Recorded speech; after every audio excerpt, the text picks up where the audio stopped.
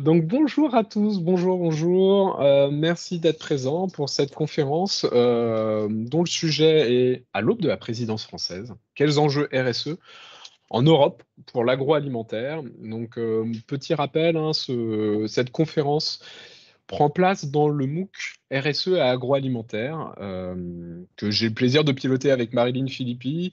Donc je la laisserai se présenter juste derrière. Donc MOOC qui en est à sa 4e saison et donc qui est un projet fort sympathique qui est développé avec Bordeaux Sciences Agro, avec Montpellier Supagro, Agrinium, l'AFDI et la coopération agricole. Donc aujourd'hui, hein, ce MOOC-là, on en est plutôt sur la fin, puisqu'il reste encore 3 semaines d'ouverture du MOOC, mais si vous pouvez encore aujourd'hui vous inscrire pour suivre le MOOC, vous avez tous les cours, 6 semaines de cours maintenant qui sont disponibles pour comprendre l'ensemble des enjeux RSE de l'agroalimentaire, de l'agriculture et des filières agroalimentaires. Alors, je me présente rapidement pour ceux qui ne me connaissent pas forcément. Benjamin Perdreau, je suis responsable au RSE, je suis responsable RSE au sein de la coopération agricole. J'essaye d'être responsable, ça tous les jours.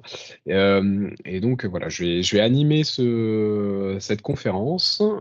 Et je serai épaulé de Marilyn. Donc, Marilyn, je te laisse peut-être te présenter rapidement aussi.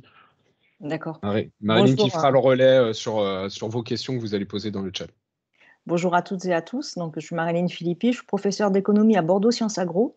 Et à ce titre, on porte le MOOC pour Agrinium sur FunMOOC et chercheuse associée à AgroParisTech, à l'INRAE, AgroParisTech. J'ai été présidente de la commission ISO 26030, commission française pour la norme responsabilité sur la chaîne alimentaire. Et effectivement, avec Benjamin, on a le plaisir d'avoir construit ce MOOC et de l'animer. Et on vous remercie beaucoup parce que vous êtes toujours aussi nombreux à le suivre et à partager avec nous vos impressions. Et il nous semblait qu'on avait fait cette année un focus Afrique avec un webinaire en septembre, mais il nous semblait que ça pouvait être intéressant de proposer le regard européen pour cette conférence, dite conférence de clôture, qui vient couronner nos 5 semaines d'activité. Donc, n'hésitez pas à poser vos questions sur le chat et on les relaiera du mieux auprès des intervenants, qu'on remercie beaucoup de leur disponibilité et on a hâte de pouvoir échanger avec vous sur ce thème. Merci encore. Merci Marilyn pour les petits propos liminaires. Et donc, effectivement, ce que je vous disais, hein, tout ça, ça prend place dans le MOOC qu'on vous propose. Bon, je vais pas le répéter, mais si vous n'avez pas encore inscrit sur ce MOOC, n'hésitez pas à le rejoindre, hein. On arrive à peu près à 5800 personnes qui suivent ce MOOC. Et là, sur les 4 saisons, donc on arrive quand même là, on va arriver à la barre des 20 000 personnes qui ont suivi en tout le MOOC. Donc, on en est assez fiers tout de même. Allez, je vais maintenant laisser place à nos intervenants pour un petit tour de chauffe comme ça, à se chauffer un peu, de se présenter. Donc, on aura en tout donc, 5 personnes qui interviendront lors de cette conférence. On les remercie encore. Frédéric Lelouch, Bernard Adair, Loïc Sauvé, Lionel Collin et Rolindes Morin. Donc, je vais vous laisser vous présenter votre structure, ce que vous faites, des choses comme ça. Donc voilà, on se chauffe avant de rentrer dans le vif du sujet. Frédéric, si tu veux commencer.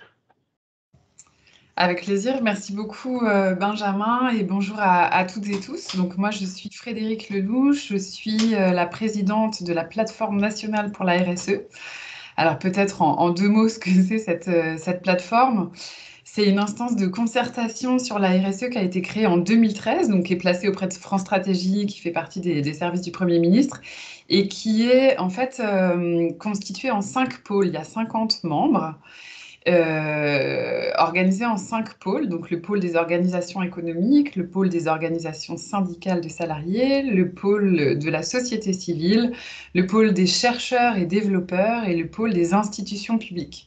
Et à la plateforme, en fait, on travaille à produire des avis sur des questions relatives à la RSE.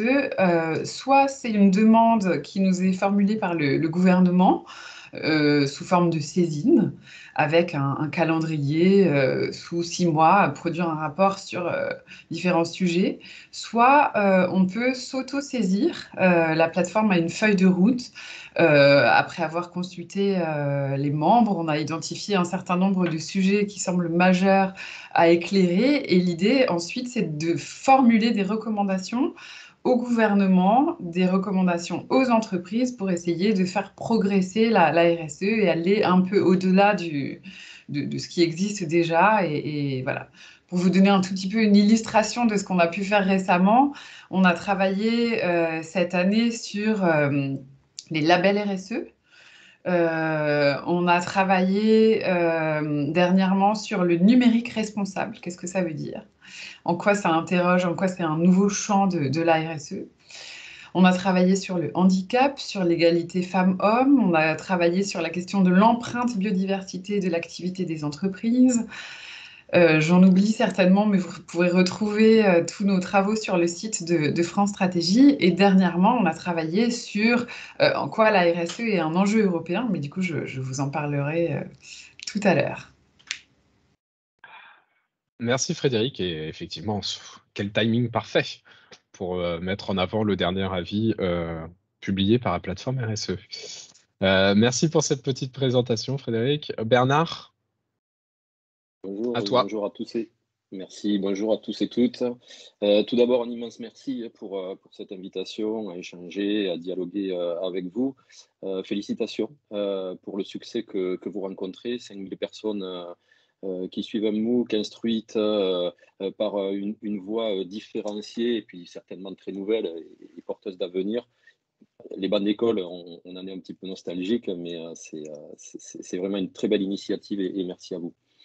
Je m'appelle Bernard Ader, je suis avant tout agriculteur dans le sud de la France, au sud de Toulouse. J'ai une exploitation avec 2 autres associés qui présentent la particularité d'être pour la moitié en agriculture conventionnelle, enfin, dite conventionnelle, mais de régénérative et en agroécologie. Et sur l'autre partie, c'est une exploitation en agriculture biologique qui a des vaches de race limousine et menée en culture, enfin, de façon biologique. Ce premier métier me permet d'être administrateur dans une coopérative qui s'appelle Euralis, qui est une coopérative du Sud-Ouest, très présente dans le monde du maïs et du foie gras, bien sûr, et du conseil maintenant. Je suis vice-président et chargé de tout le pôle alimentaire de ce groupe coopératif. Cette fonction me permet également de siéger, et ça va nous rapprocher du sujet, à la coopération agricole, où j'occupe la fonction de président du comité Europe de la coopération agricole. Et donc, je porte la voix des coopératives françaises au niveau de Bruxelles et aidé par deux collaboratrices sur le bureau européen de Bruxelles. Et cette fonction me permet également d'être vice-président du côté COGECA, et non pas du côté COPA, mais du côté COGECA des coopératives agricoles au niveau européen, qui est l'ultrastructure ou la superstructure de toutes les coopératives agricoles européennes. Merci Bernard pour la présentation de l'ensemble de ces casquettes dont tu disposes. Et donc maintenant, dans ce tour de chauffe, on continue avec Loïc. Oui, bonjour, et merci également pour l'invitation. Donc, en 2 mots, je présente Unilassal tout d'abord, qui est une école d'ingénieurs qui est basée désormais sur 4 campus, Beauvais, Rouen, Rennes et Amiens, centrée sur les questions sciences de la vie, de la terre, de l'environnement, également du numérique. Dans cet institut, il y a des équipes de recherche, et donc j'en dirige une qui s'appelle Interact, qui est centrée justement sur ces thématiques. Parmi les thèmes de recherche, il y en a plusieurs, mais il y en a un qui est effectivement les questions de RSE dans l'agriculture, l'agroalimentaire, du point de vue à la fois de la mise en place, du changement organisationnel que ça implique. Nos thèmes de recherche, ce sont également les thèmes liés à la bioéconomie durable, à la transition dans les territoires agroécologiques, avec une spécificité de cette unité qui est d'intégrer donc à la fois des chercheurs en sciences humaines et sociales, mais également des agronomes des territoires, des philosophes, des informaticiens, des mathématiciens, et donc une vocation qui se veut interdisciplinaire pour aborder l'ensemble de ces questions. Donc voilà. Merci Loïc pour cette rapide présentation. Et maintenant, on va passer du côté de chez Aqualand avec Lionel et Rolindes, si vous voulez vous présenter. Bonjour à tous, ravi d'être parmi vous aujourd'hui. Je suis Lionel Collin, je suis directeur QHSE RSE du groupe Aqualand. Le groupe Aqualand, en quelques mots, on est basé dans le sud-ouest et en Espagne.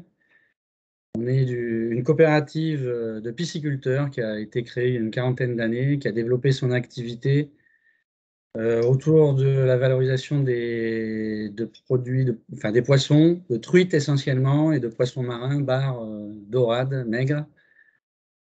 Voilà, en quelques mots, et je suis accompagné aujourd'hui de Rolindes Morand. Je te laisse la parole. Voilà.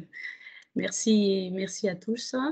Et Rolindes Morand, j'ai rejoint un groupe Aqualand il y a un peu plus d'un an, voilà, pour épauler Lionel et l'équipe et RSE pour cette immense et panel des projets, des ambitions et des enjeux qui évoluent tous les jours. Voilà. Et j'ai suivi la première session du MOOC il y a 4 ans.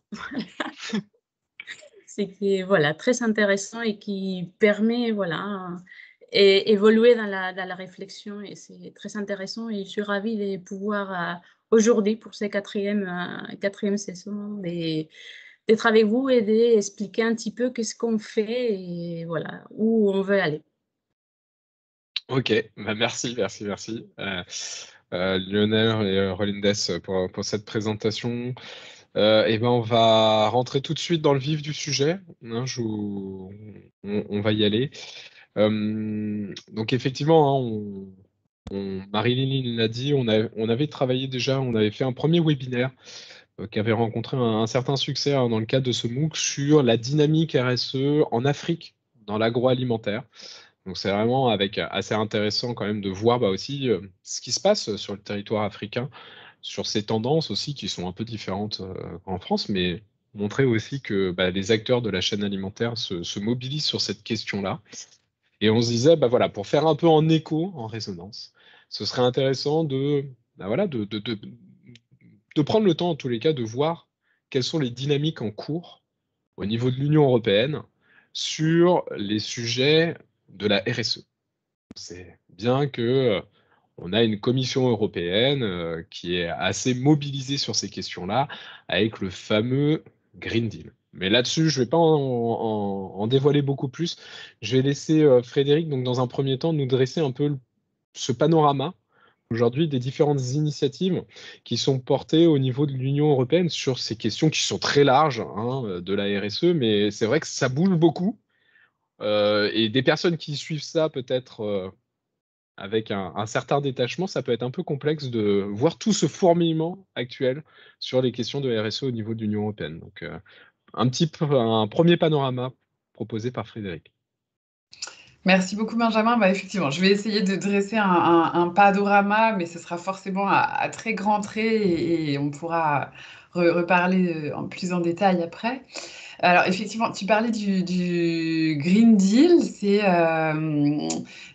C'est une initiative dont s'est dotée l'Union européenne en 2019, une stratégie face au changement climatique, à la dégradation de l'environnement. L'idée, c'est de transformer l'économie en une économie moderne qui soit à la fois efficace dans l'utilisation des ressources, qui garantisse la fin des émissions de gaz à effet de serre d'ici 2050 et où la croissance économique soit dissociée en fait de l'utilisation des ressources et où une économie où personne n'est laissé de côté. Cette idée de justice sociale aussi est très, très présente. Donc le Green Deal, c'est un peu les deux piliers, c'est à la fois l'environnement et le social.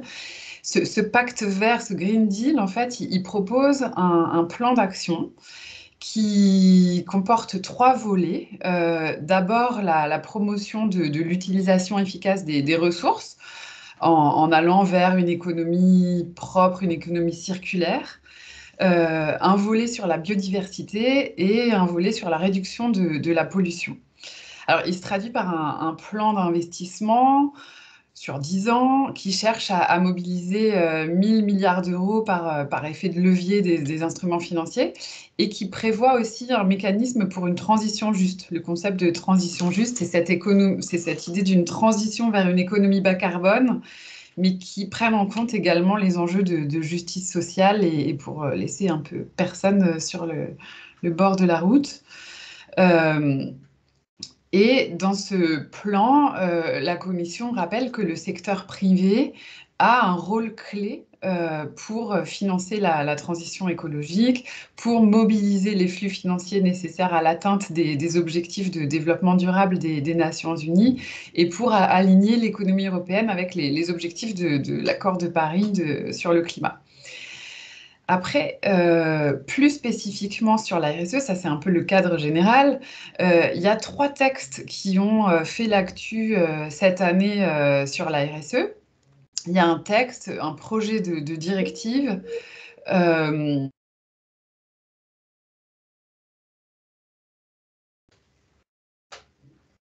Benjamin, tu me fais signe, vous m'entendez bien? Ouais, il y a juste une petite coupure, mais ça a l'air d'être J'ai revenu. vu à mon écran effectivement une coupure. Pourtant, bon, voilà, ça a Ça a l'air l'air de marcher. C'est très bon. stable. Donc voilà, je disais, il y a un projet de directive qui s'appelle Gouvernance d'entreprise durable et devoir de vigilance, donc qui devrait être présenté par la Commission prochainement. On parle de fin octobre, mais on ne connaît pas encore précisément les contenus, mais ça devrait être très bientôt. Un règlement sur la taxonomie, alors là ça concerne plus la finance durable, et puis la révision de la directive sur l'information extra-financière. Peut-être pour dire un mot sur chacun de ces 3 textes, puisque les travaux de la plateforme ont porté un peu sur l'analyse de ces différentes initiatives. D'abord sur ce qui est le reporting extra-financier. Donc l'idée, c'est dans une nouvelle directive, de réviser la directive qui est en vigueur, qui date de 2014, donc qui amène les entreprises à publier une déclaration de performance extra-financière, la fameuse DPEF à laquelle certaines entreprises sont soumises, et d'aller vers un reporting de soutenabilité. On change un peu de vocabulaire et on souligne un peu un changement qualitatif de ce reporting qui n'est pas seulement en plus du financier, mais qui est beaucoup plus intégré et qui devrait permettre une bien meilleure comparabilité des informations ESG, environnement, social, gouvernance. Donc l'idée, en révisant la directive de 2014, en publiant une nouvelle directive sur le reporting, c'est de veiller à une meilleure comparabilité des informations pour qu'elles soient fiables, pertinentes, faciles d'accès et d'utilisation pour les utilisateurs. Ensuite, il y a le règlement taxonomie. Alors là, comme je le disais, c'est dans le cadre d'une stratégie européenne sur la finance durable. C'est un règlement qui a pour objectif de définir ce qui est durable ou pas. C'est-à-dire, c'est une liste d'activités économiques ainsi que des seuils de performance, des activités qui mesurent la contribution de ces activités à 6 objectifs, et je les cite rapidement. C'est l'objectif d'atténuer le changement climatique, l'objectif d'adaptation au changement climatique, l'objectif de l'utilisation durable et de la protection des ressources aquatiques et marines, l'objectif d'une transition vers une économie circulaire, la prévention de la réduction de la pollution, la protection et la restauration de la biodiversité des écosystèmes. Donc voilà, il y a différents types d'acteurs qui rentrent dans le périmètre de ce règlement. C'est plutôt les acteurs des marchés financiers, banques, assureurs, gestionnaires d'actifs, mais aussi les grandes entreprises qui sont déjà concernées par la DPEF et qui devront faire un reporting sur l'alignement de leur activité avec la taxonomie européenne. Voilà, donc ça c'est ce qui concerne la finance durable. Et le troisième volet, c'est sur le devoir de vigilance et la gouvernance d'entreprise durable. Là, c'est un projet de directive dont je vous disais qu'il devrait être présenté prochainement. Pour un devoir de vigilance européen. Il y a plusieurs États, dont la France, qui ont été... la France a été pionnière avec l'adoption d'une loi en mars 2017 sur un devoir de vigilance des sociétés mères vis-à-vis de leurs sous-traitants et de leurs filiales. Là, l'idée, c'est d'avoir un texte au niveau européen visant à contraindre les entreprises à prendre des mesures effectives de prévention, d'atténuation des risques d'atteinte aux droits humains et à l'environnement sur toute leur chaîne de valeur, et aussi avec un volet accès à la justice, permettre aux victimes qui estiment que leurs droits ont été bafoués par l'activité d'une entreprise à accéder à la justice devant les tribunaux européens. Donc voilà un tout petit peu à grands traits le panorama européen. Il y a eu énormément effectivement d'actualités cette année, c'est pas fini. Et du coup, à la plateforme, ça nous a semblé un peu une évidence de travailler sur ces sujets, parce que l'Europe est évidemment le niveau pertinent. Il y a un vrai enjeu, enfin, il y a une harmonisation qui est déjà en cours, il y a déjà des textes européens, mais il y a un vrai enjeu à monter d'un cran. La France a toujours eu un rôle de pionnier avec la loi NRE, le Grenelle de l'environnement, la loi sur le devoir de vigilance dont je vous parlais. Et du coup, ce qu'on s'est dit à la plateforme, c'est qu'à l'occasion de cette présidence française, donc qui va commencer début 2022 pour un semestre, en fait, on demande à la France d'impulser une dynamique ambitieuse en matière de RSE en partant de ce qui existe en France, et d'essayer d'impulser un haut niveau d'exigence pour qu'on parle le même langage et qu'on ait des exigences pour avoir davantage d'impact sur les questions sociales et environnementales, quels que soient les enjeux. Et les textes en question devraient concerner un plus grand nombre d'entreprises, puisque ce que j'ai oublié de dire, c'est que avec l'harmonisation des textes au niveau européen, et je pense notamment sur les enjeux de reporting, de quoi on rend compte et quand est-ce qu'on est obligé de rendre compte, les seuils vont être abaissés, et du coup un bien plus grand nombre d'entreprises vont être soumises à ces obligations de reporting, de soutenabilité. Maintenant, c'est la nouvelle CSRD qui remplace la NFRD. Je m'arrête là. Je pense qu'on pourra rentrer un peu plus dans les travaux de la plateforme, mais je ne voudrais pas monopoliser la parole, Benjamin. Oui, non, mais merci Frédéric pour ce panorama des différentes initiatives qui sont portées au niveau de l'Union européenne sur ces questions de RSE. Et effectivement, tout à l'heure, on présentera justement les fruits de la réflexion de la plateforme RSE justement pour cette prochaine présidence française de l'Union européenne, et effectivement avec un message assez clair de porter ces sujets RSE au niveau communautaire. Donc, merci Frédéric. Et on va faire à peu près le même exercice que je vais demander à Bernard. Parce que donc là, on a vu ces sujets, ces initiatives portées par l'Union européenne sur des sujets RSE très transversaux, hein, qu'on soit de l'agroalimentaire, d'une banque ou à fabriquer des avions, et ben ça va concerner à peu près tout le monde.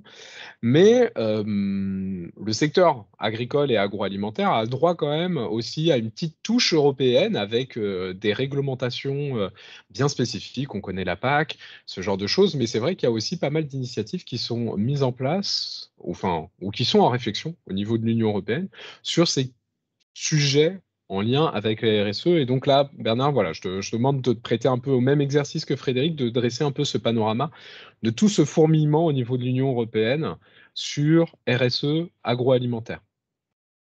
Alors, tout d'abord, si tu permets, Benjamin, j'ai un petit problème technique à régler. Est-ce que ça vous embête si je coupe l'image puisque j'ai le Non, son vas-y. qui est haché pour privilégier. Voilà. Donc, je vous quitte pas, mais je suis toujours avec vous. Pas de souci. Donc, voilà, merci. Ça me donne un petit peu plus de flux.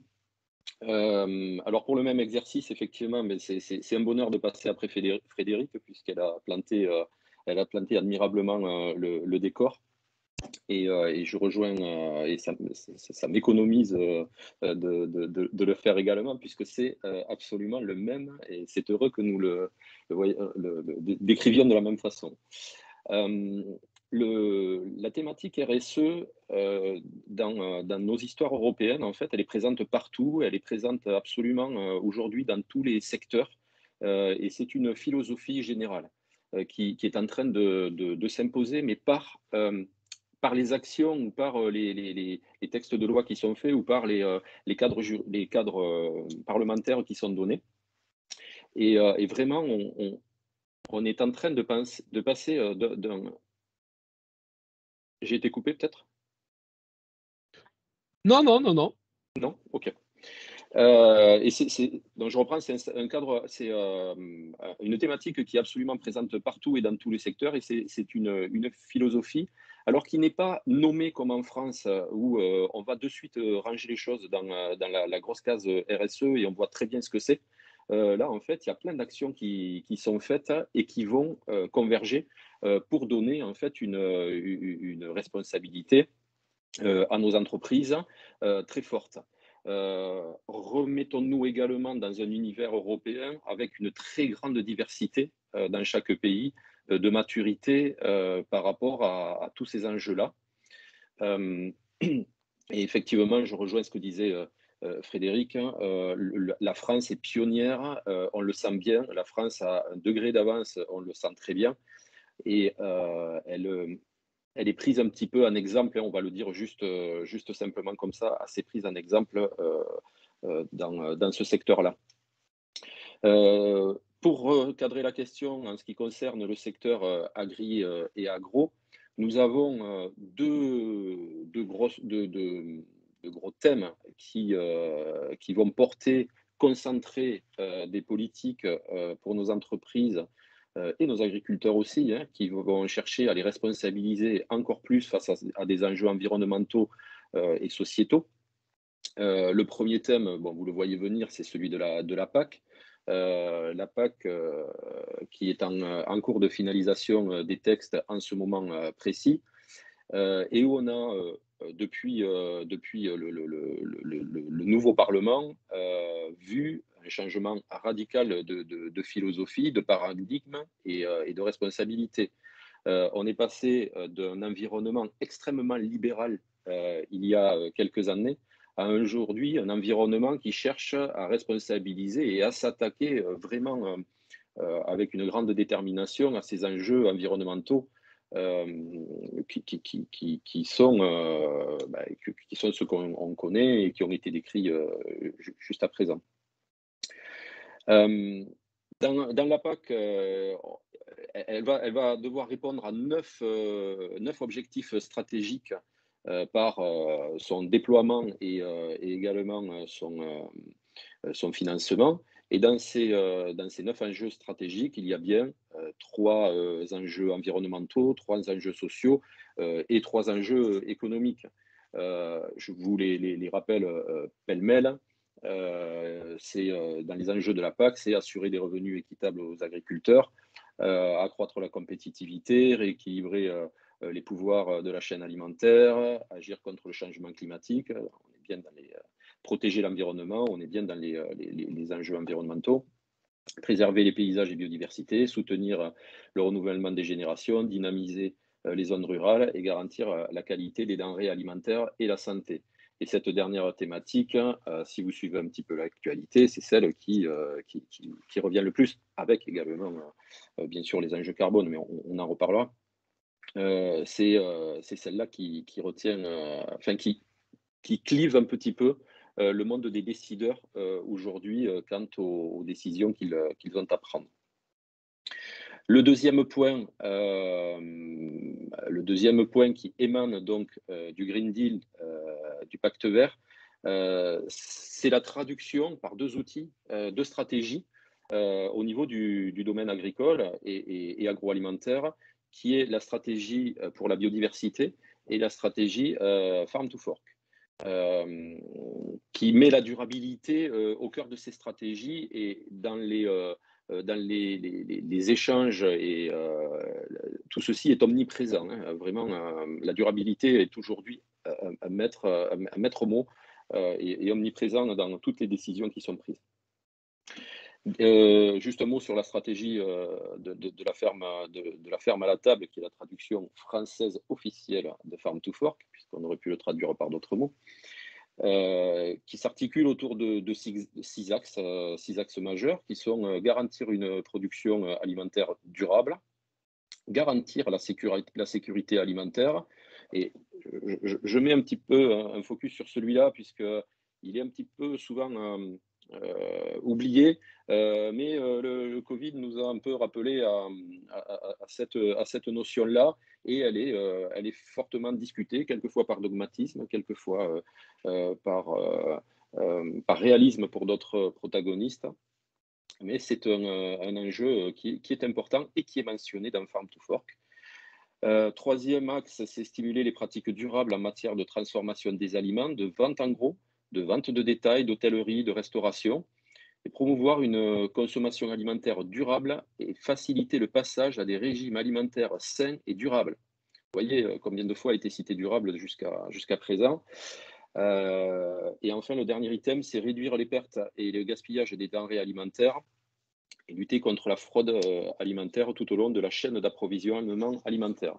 Et ça rejoint ce qui a été dit auparavant sur toute la chaîne de valeur et l'exemple. Enfin, c'est moi qui mets le mot exemplarité au niveau chaîne de valeur, mais c'est en termes aujourd'hui, au niveau européen, on a beaucoup de thématiques au niveau de la transparence, et y compris de gouvernance des entreprises. Il y a une grosse thématique qui revient assez souvent, et ça, vous le remettez toujours dans le périmètre extrêmement varié de 27 pays, dont ces mots peuvent être traduits très différemment dans chacun des pays, voire même compris différemment dans chacun des pays. Très concrètement, sur le Farm to Fork, il y a des objectifs, et là c'est pour couper court aussi à ce qui se passe aujourd'hui. Ces objectifs ont été proposés dès le départ comme des objectifs aspirationnels pour que d'ici 2030, on tende vers. Voilà. Or, aujourd'hui, le débat de la semaine dernière, c'était on veut inscrire dans Farm to Fork des objectifs chiffrés. Et le combat qui se passe, c'est qu'à aucun moment, aucune étude n'a permis de valider que ces objectifs, au début, qui étaient des intentions, puissent être tenus. Voilà. Ils sont sortis, ils ne sont pas tenus. Et ces objectifs, je vous les rappelle pour les plus spectaculaires, c'est la réduction de 50% des pesticides, réduction de 50% des fertilisants et une baisse de 50% des ventes d'antibiotiques, et un accroissement jusqu'à 25% de surface en bio de l'Union européenne. Voilà. Dernier point que je pourrais rajouter à ce niveau-là, c'est ce que je vous disais, c'est que les institutions européennes viennent de terminer les débats sur cette stratégie. Je l'ai dit au début, deux approches, celle du Conseil, qui sont les ministres de l'Agriculture, qui est très pragmatique face à un Parlement qui s'est verdi et qui est devenu très offensif quant à ces enjeux, et avec une espèce d'équation très compliquée à résoudre, qui est de maintenir un équilibre entre une forme de réalisme, de compétitivité et une transition qui est absolument voulue par le monde agricole et complètement acceptée par les opérateurs du monde agricole et agroalimentaire. C'est vraiment ce réalisme qui est au cœur de nos débats aujourd'hui. Merci.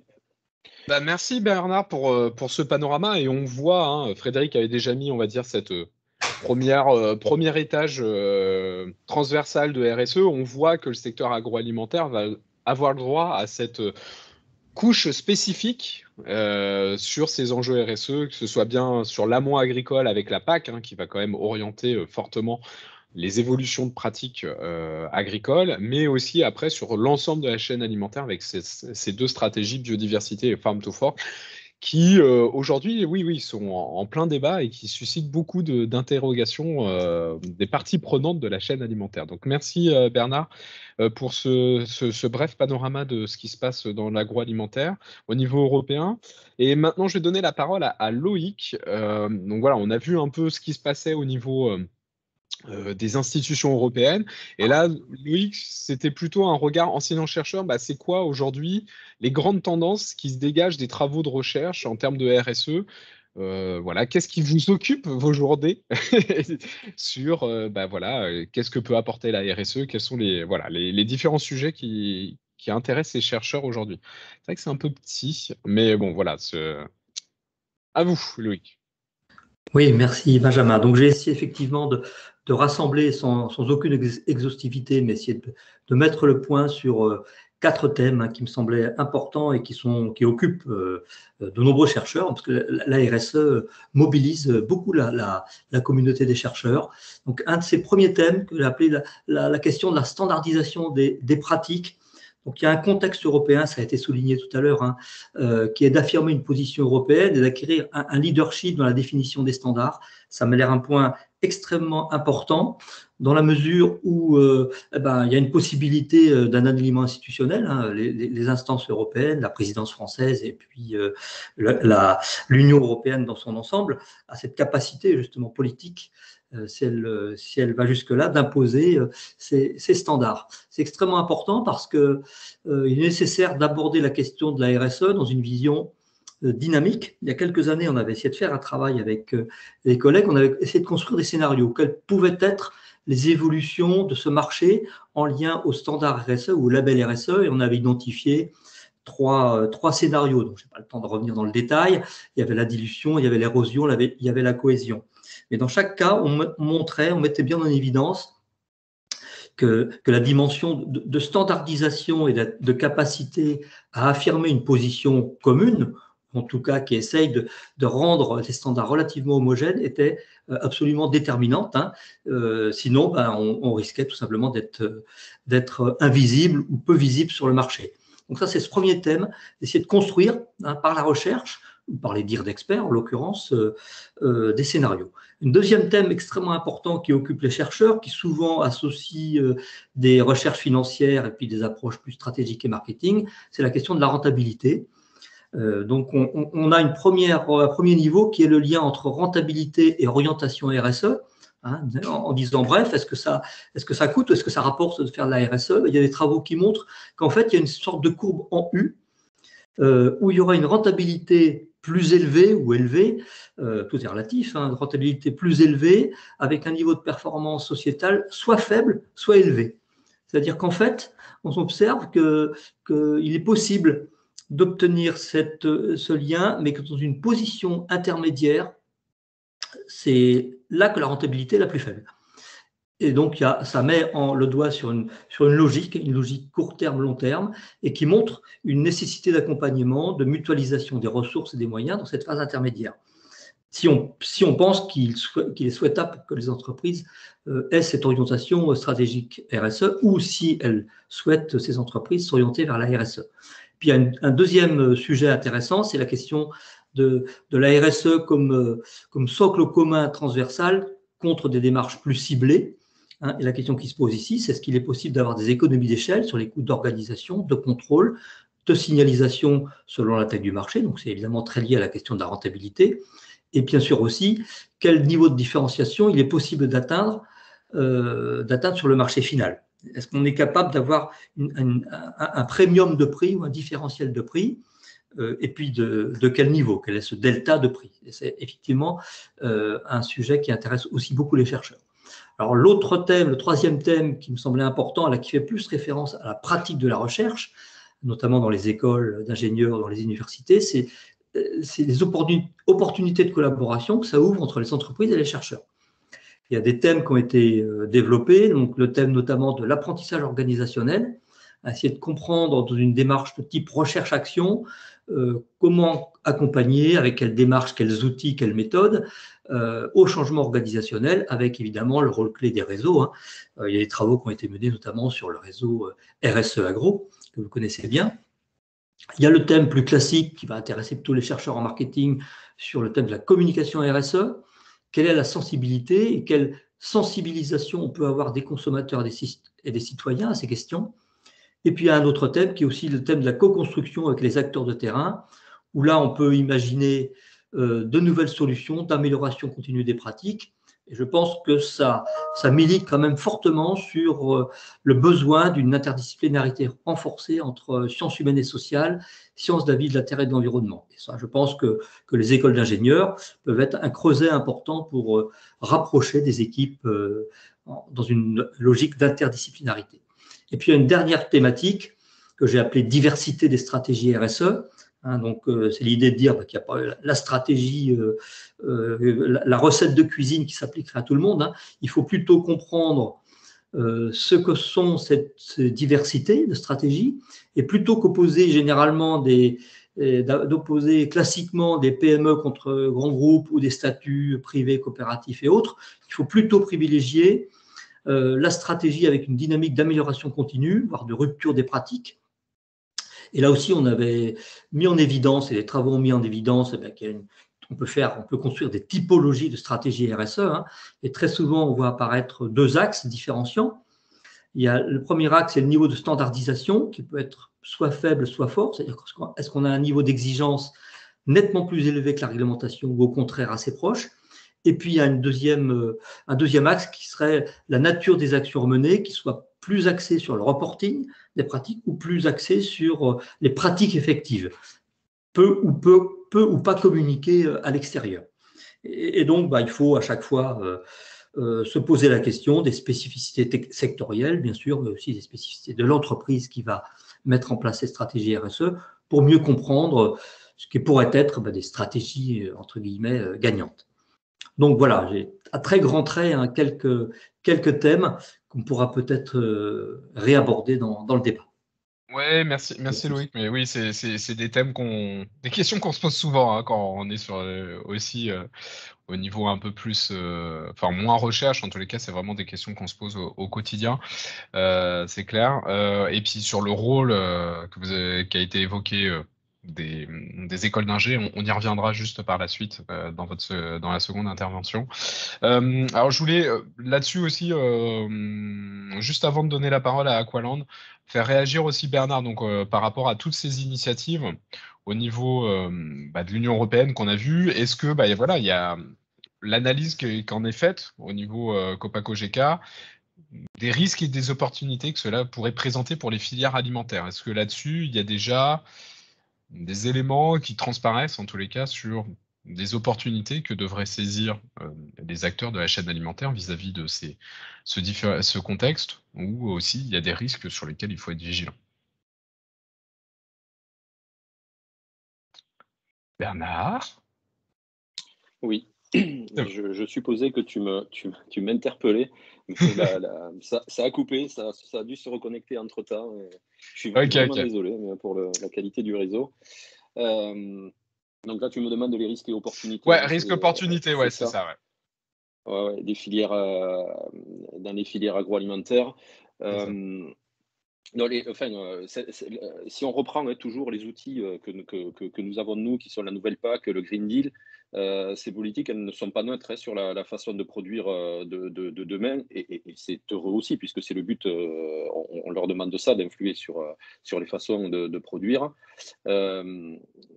Notre boulot, là, au niveau de la coopération agricole, ça va être d'accompagner tous ces changements et l'adaptation des filières. En termes de risques, déjà, ce qu'on peut dire, c'est qu'il peut y avoir, on est 27 pays, tout ce qui va nous être demandé va être décliné peut-être un peu différemment dans chaque pays, puisque aujourd'hui, chaque pays doit présenter un plan stratégique national d'application de la PAC et dans son pays. Et là, vous imaginez bien que suivant l'intensité ou suivant ce qu'il sera mis dans les plans stratégiques nationaux, on peut organiser ou en tout cas subir quelquefois de la distorsion de concurrence. Il suffit qu'on demande beaucoup dans son propre pays et puis que dans d'autres pays on soit plus light. La tonne de blé est beaucoup plus facile à produire dans l'un ou en tout cas une profitabilité meilleure. Ça, c'est un premier risque qu'on peut avoir. Un autre risque qui peut subvenir aussi dans les débats actuels, c'est ce dogmatisme qui réside là, à vouloir faire de ce monde agricole quelque chose de plus blanc que blanc que blanc que blanc. Et le monde agricole, la vie agricole, la production agricole, et c'est pas quelque chose de parfait qu'on fait dans des laboratoires et qui est extrêmement parfait. Ça a une existence aujourd'hui, ça aura une existence plus vertueuse demain, mais il faut accompagner, c'est un temps long, et qu'il faut accompagner dans ses pratiques et dans son évolution. Mais faut-il être d'accord sur l'évolution qu'on veut donner à ces modèles agricoles et à ces modèles d'alimentation? Et c'est là qu'il y a un gros enjeu ces temps-ci, qui, en termes de risque, pour revenir à la question, pourrait amener une forme de fracture, et vous allez voir où je vais en venir, une forme de fracture peut-être entre une forme d'élitisme quant à la nourriture qu'on pourrait avoir, et puis une frange de population nombreuse qui n'a pas les moyens de mettre peut-être autant d'argent dans un certain type d'alimentation. Et nous, alors là je me replace au niveau des coopératives, on a une responsabilité, au vrai sens du terme de la RSE, que de nourrir toutes les franges de population. Nous ne pouvons pas, à un moment donné, choisir qui nous allons nourrir. On a ce devoir-là et cette responsabilité-là que nous assumons. Et bien sûr, on doit donner la garantie, comme nous le demande et la réglementation et l'éthique aussi, de faire que cette alimentation soit tous les jours de meilleure, qu'elle ait meilleur goût, qu'elle soit inscrite dans les tendances de consommation du moment, bien sûr que nous le faisons, mais nous ne pouvons pas abandonner et nous couper d'une frange de population qui possiblement peut être de plus en plus nombreuse et qui, elle, n'a peut-être pas tous les moyens pour se payer une alimentation que j'appelle moi un petit peu quelquefois élitiste. Dans les risques aussi, je vous l'ai dit tout à l'heure, j'y repasse simplement, c'est de vouloir ancrer des résultats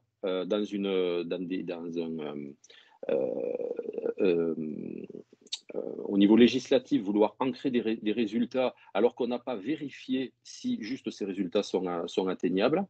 Et ça, je crois que le réalisme, le pragmatisme et le bon sens paysan voudraient que quand même on évalue un petit peu ce qu'on peut faire avant d'annoncer des choses. Et si elles sont réalisables, tant mieux. Si elles le sont moins, soyons adultes et mettons une progression pour pouvoir y arriver. Là, je vais passer aux opportunités, ça sera plus sympa peut-être, parce qu'il y en a, et notamment, je me place au niveau de la coopération agricole. En termes d'opportunités,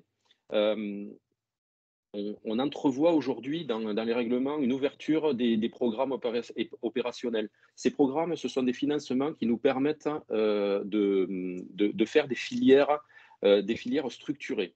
Les filières structurées, elles peuvent être, n'opposons rien, elles peuvent être très courtes, elles peuvent être très longues, elles peuvent avoir aussi des domaines industriels, mais l'avantage de pouvoir organiser une filière, c'est de pouvoir structurer aussi l'établissement de la valeur, parce que nous allons avoir dans le futur à démontrer où se situe la valeur et à être transparent par rapport à cette valeur.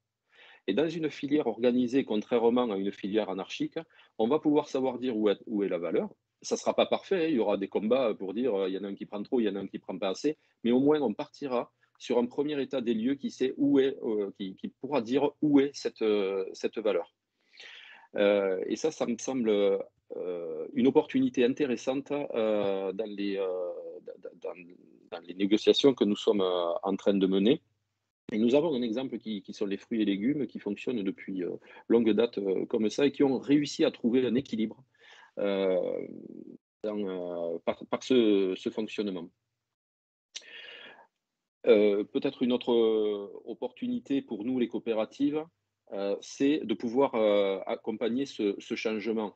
Vous savez, un agriculteur, ça n'aime pas mettre des produits phytosanitaires, hein. S'il peut s'en passer, il va le faire. Seulement, ça se fait pas. C'est pas une substitution directe qu'on fait. On peut pas dire quand il y a un ravageur, on l'enlève, on enlève le produit phytosanitaire, on le met pas, mais on n'a pas de culture non plus. Donc, il faut qu'on trouve des alternatives. Ces alternatives, elles vont être un peu longue à trouver parce que c'est cumulatif, hein, c'est une somme de plein de choses qui vont faire qu'on va trouver des alternatives et agronomiques et quelquefois des biocontrôles où c'est cumulatif tout ça. Et ça, on a besoin, le monde agricole a besoin d'accompagnement. C'est pour ça qu'il y a, je pense, une opportunité extrêmement intéressante pour les groupes coopératifs de pouvoir faire et associer, bien sûr, avec les écoles, les instituts de recherche. En fait, on a un futur agricole extrêmement passionnant à vivre ensemble pour qu'on arrive à ce résultat qu'on s'est mis en commun ou qu'on s'est juré en commun d'abaisser tous ces pesticides, tous ces produits, toutes ces choses-là. Et c'est notre cohésion qui va faire qu'on va y arriver et pas notre opposition. L'injonction de dire yaka faucon et n'utilisons plus ça va nous amener quelquefois à des choses un petit peu délicates à vivre. Alors que notre coopération générale là-dessus, je pense, va nous permettre d'accélérer le temps et on va trouver des solutions beaucoup plus vite que nous l'envisageons et le pensons à ce jour. Je suis très optimiste là-dessus. Bah, merci Bernard pour cette touche d'optimisme. Bah, justement, on va aller maintenant donner la parole à Aqualand, à Rolindes et à Lionel, justement pour illustrer, hein, c'est un peu le moment terrain de cette conférence, d'illustrer bah, justement comment Aqualand met en place une démarche RSE, hein, qui est déjà, ça fait déjà plus d'une dizaine d'années, mais vous précisez ça. Et surtout, ce qui est intéressant, comme le disait tout à l'heure dans la présentation, le tour de chauffe, hein, Aqualand a des sites aussi bien en France et en Espagne. Et donc, comment, sur des deux côtés des Pyrénées, avoir une approche un peu homogène dans le déploiement de cette démarche RSE et même d'un point de vue consommateur, est-ce qu'il y a des attentes un peu différentes, des choses comme ça. Donc voilà, parole à Lionel et à Rolindes pour présenter un peu toute cette belle démarche mise en place par Aqualand sur la RSE déjà depuis voilà, un bon bout de temps et qui a été salué par l'obtention du label engagé RSE sur le niveau exemplaire il y a déjà quelques années, mais qui a été renouvelé là il y a quelques semaines. Merci Benjamin. Nous allons essayer de témoigner en effet de notre stratégie, notre vision, ce qu'on a pu réaliser et ce qu'on essaye de continuer, je dirais avec humilité. Donc, comme tu le disais, notre groupe coopératif a fait partie des premières entreprises évaluées sous le label engagé RSE, il s'appelait différemment avant. Et nous avons, avec bonheur, atteint un niveau exemplaire en 2017 et renouvelé récemment. Alors, quelques mots pour nous présenter et pour mieux nous connaître dans un premier temps. Donc, notre coopérative a été l'association de pisciculteurs du sud-ouest de la France. Et je dirais qu'ils ne se sont pas levés le matin en disant on va faire de la RSE, mais dès les années 80, on peut dire qu'ils ont été pionniers et ils se sont engagés dans une démarche de responsabilité pour créer une filière sur un territoire qui était la Haute-Hollande, qui était je dirais, touché économiquement. Et l'idée, en partant de zéro, était de créer de petits élevages de truites et de valoriser cette production à Roquefort, dans les Landes, à 1 heure au sud de Bordeaux. C'est ce qui a été fait progressivement et l'activité s'est déployée dans les années 80 et 90. Alors, il y a un virage qui est dans les années 90, qui est la création, le développement de grandes truites pour aller créer un produit, une filière autour de la truite fumée, qui n'existait pas et qui a démarré au milieu des années 90, avec une diversification aussi vers des activités marines en Méditerranée et sur l'Atlantique autour de 2 espèces essentielles, dorades et bar. Et puis l'entreprise a continué de grossir. Le produit phare est devenu la truite fumée qui a su se développer. On a pu créer un marché autour d'engagements communs autour de la qualité et du respect de l'environnement. Et puis, l'histoire se poursuit avec un développement maintenant, il y a quelques années, en Espagne, où nous avons développé des partenariats et racheté des sociétés de pisciculture et de transformation également dans le nord de l'Espagne, entre Madrid et Salamanque. Donc, vous avez ici la cartographie de nos activités, on va dire un sud-ouest de l'Europe finalement, sud-ouest de France et nord de l'Espagne. Donc, une activité autour de la sélection de la reproduction de nos espèces, l'élevage et la valorisation de ces produits autour de la truite fumée, mais aussi une activité importante où on va alimenter des élevages de truites, de bars, de dorades sur tout le bassin méditerranéen notamment. Donc en quelques mots pour nous situer, voilà, nous avons une activité, ça reprend les principaux thèmes, mais nous sommes aujourd'hui le premier producteur de truites fumées en Europe et une activité forte avec des œufs embryonnés, donc destinés aux élevages sur l'ensemble de l'Europe. Nous avons 48 fermes aquacoles et donc au global de toutes nos activités, nous représentons 1100 collaborateurs aujourd'hui.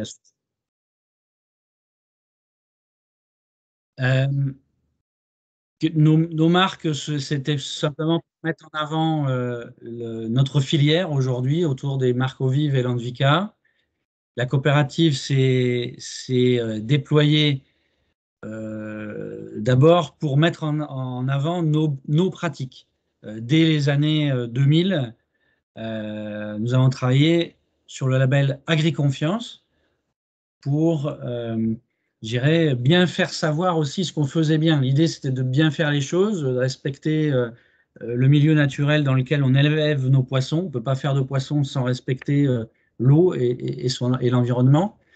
Et donc de le faire savoir, le faire valoriser autour de ce label Agriconfiance. Donc on a structuré notre démarche dès le début de cette manière-là et déployé dans notre filière pour, dès les années donc 2010, engager autour de la norme ISO 26000. On a ensuite démarré donc, cette évaluation RSE, d'abord sur le périmètre de la coopérative, et puis on l'a élargi progressivement à nos activités fermes marines ou transformation, ici sur nos ateliers de transformation à Roquefort et Sarbazan. Et puis progressivement, on continue la démarche et donc l'idée c'est d'avoir vraiment une filière complète et quand on parle, je dirais, responsabilité sociétale, quand on va parler engagement au niveau de territoire, bah, c'est aussi bien notre territoire en France mais aussi en Espagne. Et donc on continue notre démarche en emmenant nos pisciculteurs et éleveurs en Espagne sur le même modèle, en essayant de déployer les mêmes pratiques et d'harmoniser, de prendre le bien, le bon des deux côtés des Pyrénées et de le valoriser et de le mettre en avant dans nos pratiques au quotidien. Et c'est ce qu'on a essayé de faire depuis voilà, maintenant plus de 10 ans.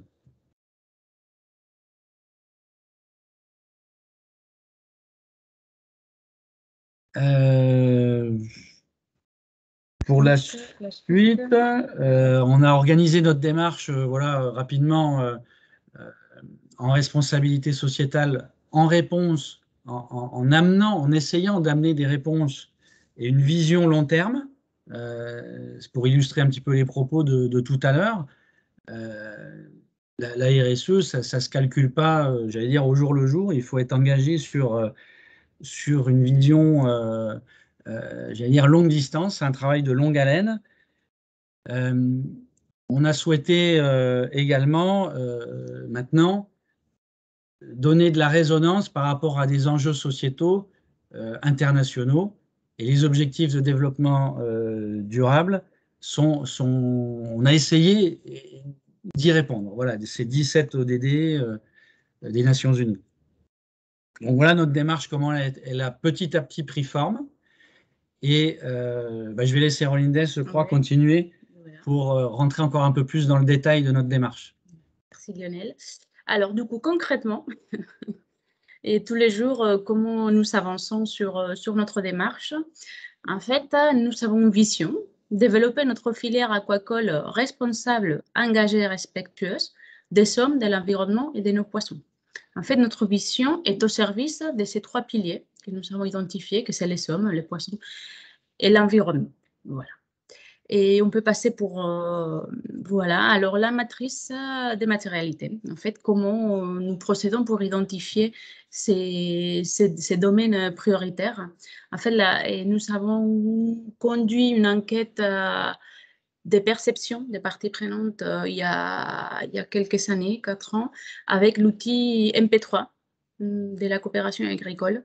Et nous avons consulté des diverses parties prenantes externes, les clients, les fournisseurs, les services de l'État, l'agence de l'eau, en fait, la région, et diverses parties prenantes externes et internes, pour identifier les priorités, les enjeux prioritaires pour nos parties prenantes.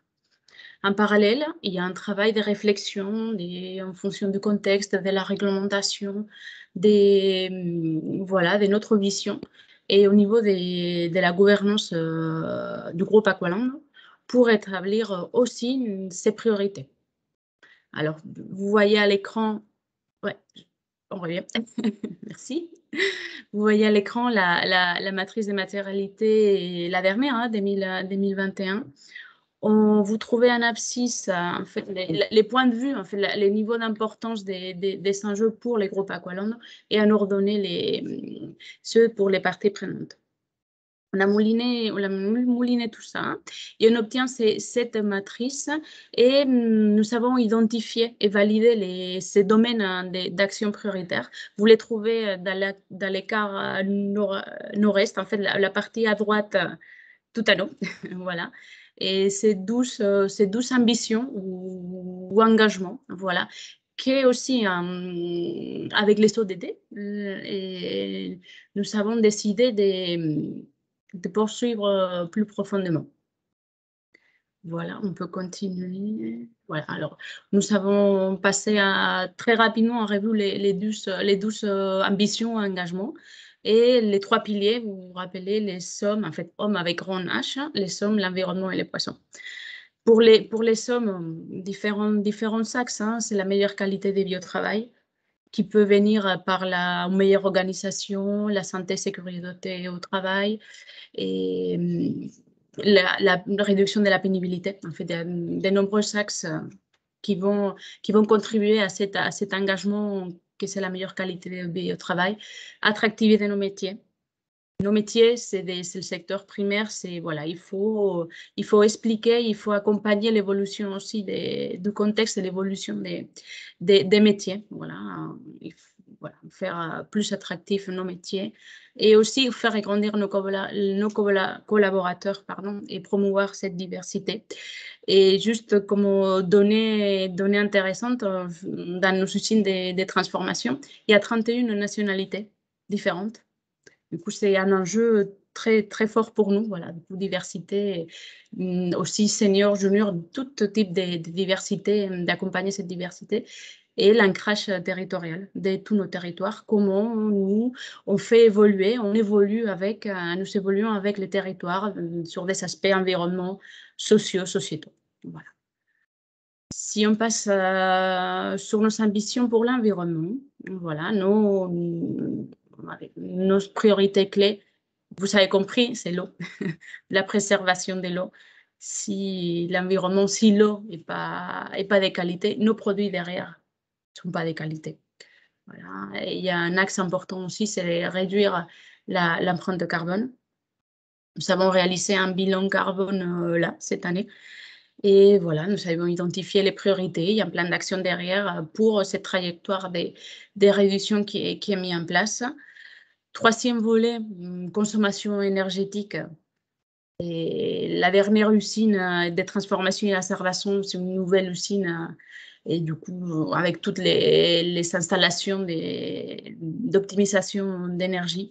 Mais au niveau des piscicultures, nous installons des panneaux solaires qui, à la fois, c'est une façon de produire de l'énergie verte, mais à la fois aussi, ça sert de sombrières pour les bassins, pour les employés. Voilà, il y a en fait, chaque item est travaillé sur vraiment l'ensemble des questions de la RSE et logiquement la biodiversité. Préserver la biodiversité, préserver et même en fait être proactif et être contributeur à cette biodiversité. Voilà. Et finalement, au niveau des poissons, on va retrouver l'alimentation aquacole durable, parce que c'est un des points qui sont plus consommés, en fait, et dans le bilan carbone, c'est un des points qui ont sorti les plus émetteurs, c'est l'alimentation aquacole durable. Et bon, il y a un travail avec nos partenaires fabricants d'aliments pour évoluer dans cette alimentation. Bien sûr, les bien-être animal, tout au long de la filière, de l'œuf, on va dire, l'élevage, les transports et enfin l'abattage. Voilà. Il y a un plan bien-être animal qui se concrétise au niveau de la transformation avec un nouveau système d'abattage, voilà, qui est en train de se mettre en place pour respecter au maximum nos animaux. Voilà. Et voilà, qualité et sécurité de nos produits, c'est un axe aussi très important. Et pouvoir offrir à nos consommateurs une meilleure qualité et sécurité également. Et pour finir, l'innovation durable, innovation dans tous les différents axes à engagement, soit sur la mécanisation, ça peut être sur des nouvelles filières. Et nous avons développé, je ne sais pas si vous connaissez la bioremédiation. En fait, c'est avec les algues qu'on met dans les bassins. Et on traite, en fait, on utilise les rejets piscicoles pour faire pousser des algues qui ensuite, et il y a une filière, c'est le début, mais voilà, une filière de valorisation derrière. Et pourquoi pas, dans quelques temps, introduire ces protéines d'algues aussi dans nos aliments pour être encore plus vertueux. Ok. Merci Auréline Neff. On est très bavard, donc je vais te couper un peu, mais peut-être juste un focus sur cette question de l'harmonisation de la démarche pour pouvoir laisser ensuite les autres pouvoir intervenir à nouveau. Bien sûr. Voilà, comme on disait tout à l'heure, en fait, l'ambition du groupe Aqualand, c'est avoir une démarche harmonisée. En fait, depuis les gros changements ont été en 2018, quand nous avons incorporé, intégré les leaders espagnols des piscicultures détruites. Et voilà, du coup, il y a différents volets. Hein. Sur le volet sociétal, en fait, il y a quelques années, on va dire 4 ans, d'un petit peu de retard par rapport au volet sociétal. En Espagne, voilà, il y a un peu moins en fait, la RSE est un peu moins présente. Mais c'est vrai que depuis la dernière année, ça monte et on voit de plus en plus des produits avec des labels, on entend un peu plus. Voilà, du coup, ça correspond vraiment à notre ambition. Sur les volets environnementaux, le niveau est le même. Même les piscicultures, ils sont agri-confiance, même s'ils ne sont pas certifiés parce que c'est en Espagne, mais ils suivent les mêmes référentiels. Ils sont même ISO 14001, ils sont les labels Global Gap, il y a production bio. Au niveau environnemental, tout est pareil. Par contre, au niveau social, en fait, la réglementation est un peu différente. Du coup, nous n'avons pas les mêmes niveaux.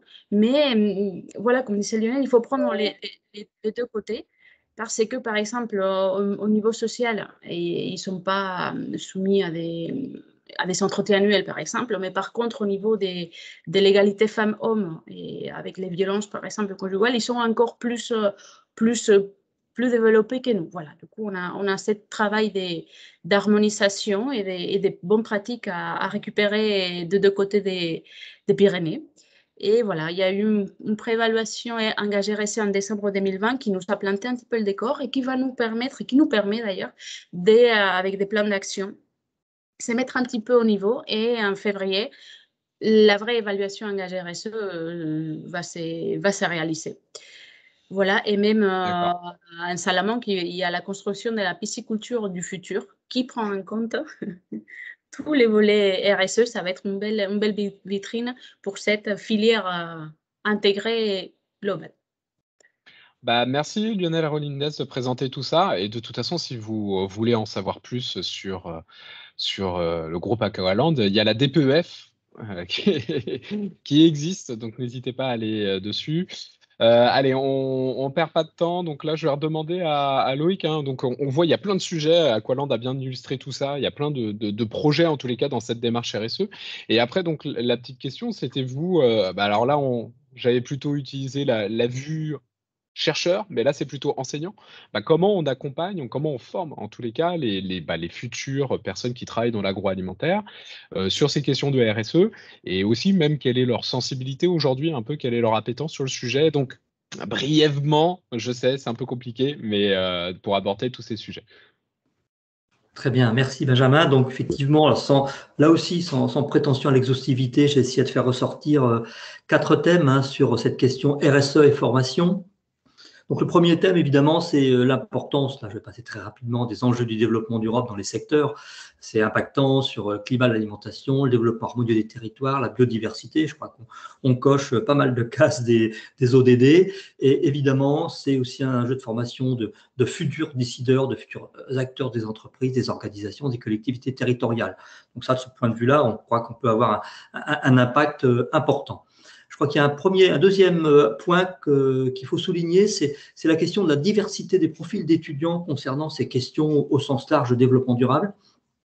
On observe dans nos écoles, à Nully-la-Salle, mais je pense que dans d'autres écoles c'est la même chose, un gradient qui irait du scepticisme, voire du rejet des questions de développement durable par saturation en quelque sorte, à l'inverse, à l'opposé, des visions radicales, avec des gens qui prônent la décroissance ou la rupture avec l'économie de marché. Et avec entre ces deux pôles, toute une gamme de positions intermédiaires. Donc sans porter aucun jugement sur les avis et les opinions, c'est une réalité, cette diversité des étudiants. Et je crois qu'un des enjeux de la formation, c'est de mieux connaître, de mieux comprendre la diversité de ces profils, si on veut évidemment avoir des formations qui portent et qui soient efficientes. Il y a un point important sur cette question de la diversité des profils, c'est la mise en évidence de la dimension psychosociologique. Alors, il y a quelques jours, il y avait un jeune chercheur qui parlait à France Inter, Jean Le Goff, qui a mis en évidence très fortement les limites de la connaissance scientifique pure. Le développement durable, c'est avant tout des questions d'ordre scientifique et technologique. Mais ça ne suffit pas. Il faut en même temps mobiliser les jeunes et les étudiants dans l'action, parce que ça, quelque part, la mise en pratique aide énormément à comprendre et à se convaincre de l'importance du développement durable. Mais il y a encore une autre couche qui serait la dimension émotionnelle. Il faut aussi être mobilisé émotionnellement pour pouvoir adhérer aux enjeux du développement durable. Et là, c'est aussi un enjeu de la formation. Et puis, bien sûr, ça va impliquer, comme le font toutes les écoles, de mettre en place tout un ensemble d'innovations pédagogiques, les classes inversées, les jeux sérieux, les pratiques sur les campus durables avec le label DDRS, qui va aussi jouer énormément dans la prise de conscience de ces enjeux du développement durable. Donc, on dépasse la question de la formation au sens strict, mais en matière de RSE, il me semble important d'intégrer la dimension des pratiques. Diapo suivante, j'ai mis deux autres thèmes. Le troisième thème, c'est la question un peu épineuse de la formation des formateurs. Ce qu'on observe, là aussi, je pense que c'est assez largement partagé, mais on le verra peut-être dans le débat, c'est que la RSE est finalement une notion abordée à plusieurs niveaux dans le cursus par différents interlocuteurs, avec un risque quand même de dispersion, de confusion des messages, si on se place du côté étudiant. Et donc ça peut nuire à la formation de la RSE. Donc je crois qu'il y a un rôle possible des enseignants et des formateurs en école d'ingénieurs et en université, éventuellement, c'est des rôles dans la définition d'un socle commun de ce que seraient les attendus en matière de formation à la RSE. Également, les rôles possibles dans la place dans le cursus. Quelle progressivité sur l'ensemble du cursus sur plusieurs années? Quel type d'aller-retour entre théorie et pratique? Et on peut aussi avoir un rôle important dans le choix des cas concrets d'entreprises avec leur mise en cohérence, mettre l'accent peut-être sur l'intégration stratégique, sur l'importance de la vision long terme et éviter peut-être aussi le détail des actions, hein, les catalogues, qui n'est pas forcément très, très évident et très lisible pour les étudiants. Donc là, il y a une optique de formation qui va être plus axée sur la dimension vision et stratégie. Et puis enfin, un quatrième thème qui est, on en a parlé tout à l'heure, mais c'est aussi important de le rappeler, c'est la formation-recherche comme vecteur d'innovation RSE.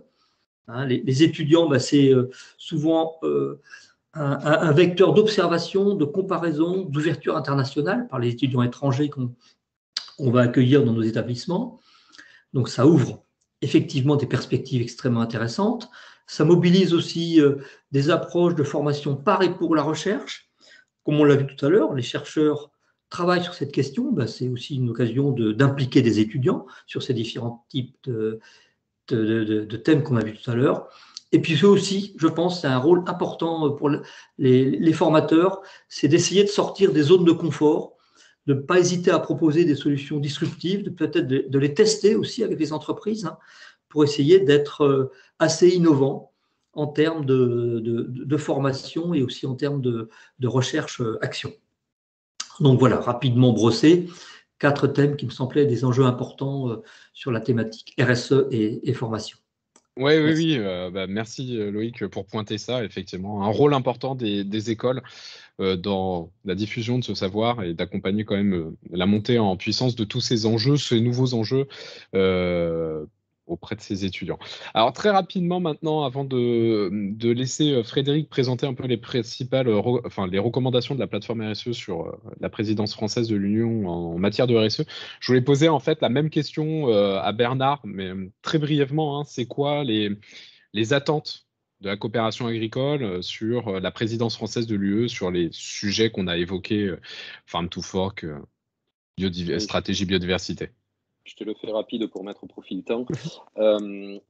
Alors déjà, la présidence européenne, ça ne veut pas dire qu'on est les rois de l'Europe et c'est nous qui allons faire les sujets. Alors on a la main sur le calendrier, on a la main sur les ordres du jour et on a la main sur les thématiques que l'on peut mettre en évidence, mais c'est tout. Ensuite, on a un devoir de réserve, de neutralité, très exactement. Et ça, on ne peut pas influencer sur les sujets, sur la teneur et l'aboutissement des sujets traités. Ceci étant, le petit pari qu'on fait, puisque aujourd'hui on pressent des thématiques qui vont être proposées au travers de nos discussions. La première, ça va être de mettre en place les conditions nécessaires pour résoudre l'équation complexe compétitivité et conduite des transitions. Je l'ai développé un petit peu auparavant, cette dualité avec des sujets pour les étudiants que nous aurons à traiter, je m'adresse à eux, c'est par exemple l'utilisation des nouvelles technologies au service de l'agriculture et du secteur agroalimentaire. Ça, c'est vraiment les thématiques qui sont en train de revenir et les paradoxes qui sont en train de naître. Je veux employer moins de pesticides, est-ce que je peux modifier des plantes pour obtenir des résultats plus rapidement? Voilà. Le deuxième item, c'est de faire de l'alimentation un pilier de l'autonomie stratégique de l'UE.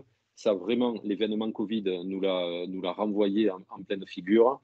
On a compris qu'on était dépendant un petit peu de tout. Donc, il y a un gros mot qui arrive maintenant, enfin, qui arrive depuis un petit moment, c'est le mot souveraineté, dont chacun met des définitions assez différentes dessus.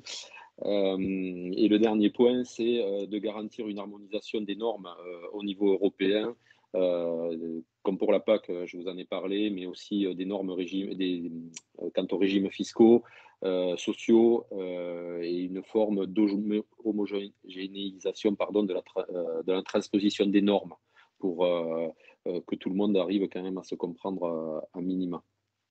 J'ai essayé d'être très rapide. Super Bernard, merci pour cet exercice. Pas évident, mais en tous les cas, on voit bien ces 3 priorités, en tous les cas, que tu viens de nous dire. Et maintenant, je vais laisser Frédéric. Donc, plateforme RSE a planché quand même pendant un certain temps sur ces travaux européens. Et donc, l'avis a été publié la semaine dernière ou il y a 10 jours, je crois. Enfin, oui, il y a très peu de temps. Très Donc, peu est-ce de que tu temps, peux ouais, nous... c'était en début octobre, le 5. Vas-y, je te laisse finir et présenter un peu les axes qui ressortent de cet avis sur Effectivement. les... Avec plaisir. Alors, effectivement, moi, je vais être un peu moins spécifique et c'est pas sur le secteur agro et c'est beaucoup plus large, comme vous l'aurez compris dans mon propos liminaire. On a travaillé au sein de la plateforme avec donc des acteurs qui représentent les différentes parties prenantes de la RSE, avec en tête tous les processus en discussion, tous les textes en discussion cette année. On a procédé par audition pour essayer d'avoir un peu le même niveau d'information. C'est parfois des textes un peu techniques, tout le monde n'a pas la même connaissance et donc on a essayé déjà de se former en entendant diverses parties prenantes, divers experts des différents sujets que j'avais mentionnés précédemment. Et après, notre enjeu, c'était d'essayer d'avoir une vision globale. À la plateforme, on essaye de dégager des consensus.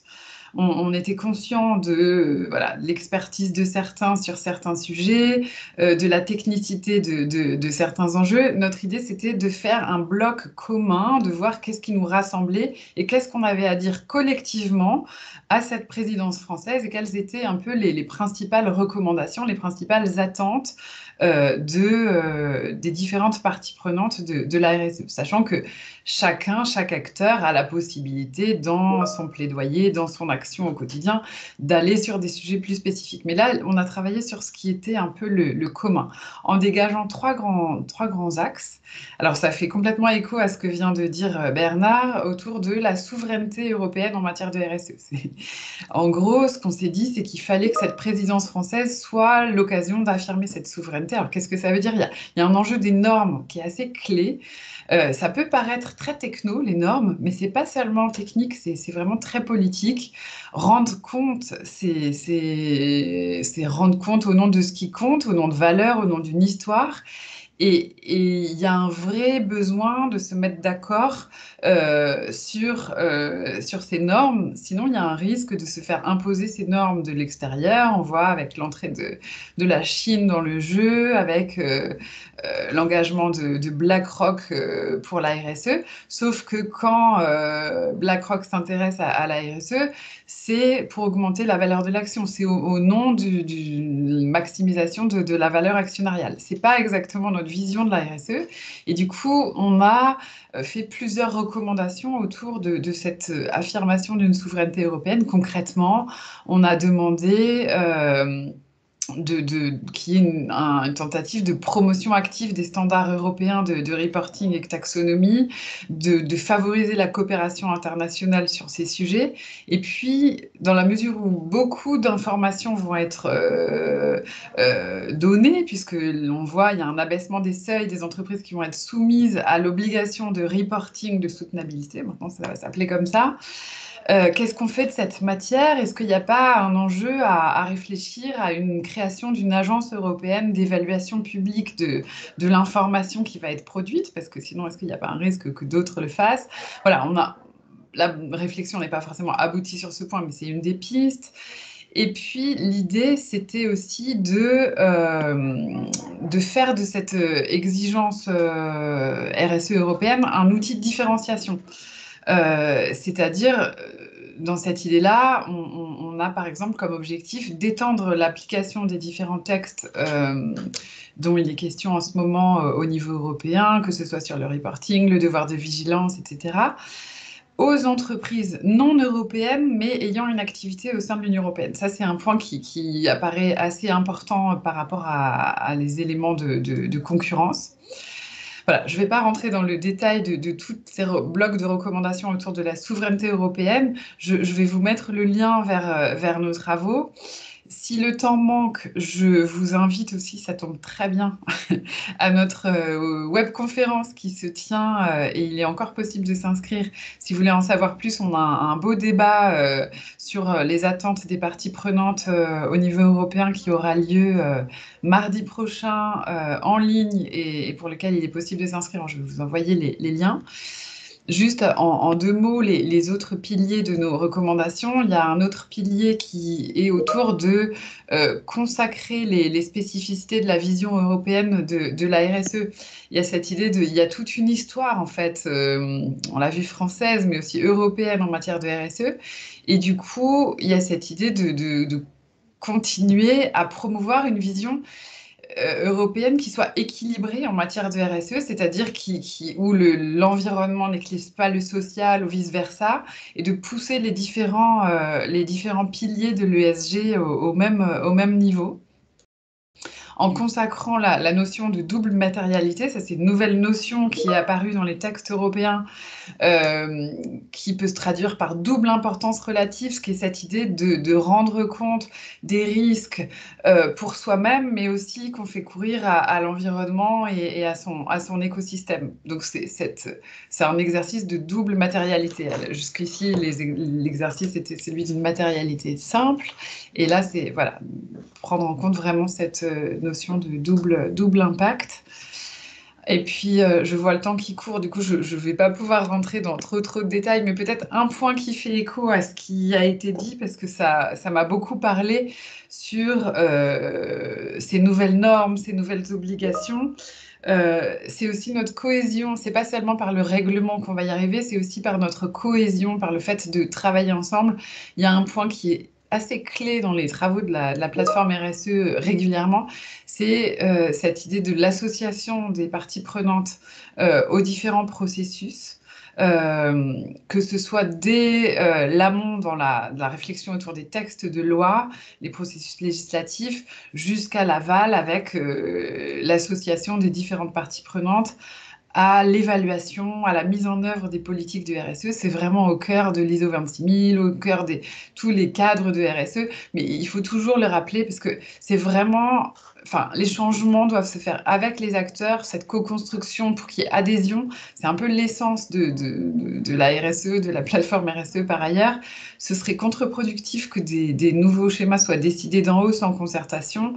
Il y a besoin de cette confiance et la confiance, ça ne se décrète pas, ça se construit avec les acteurs.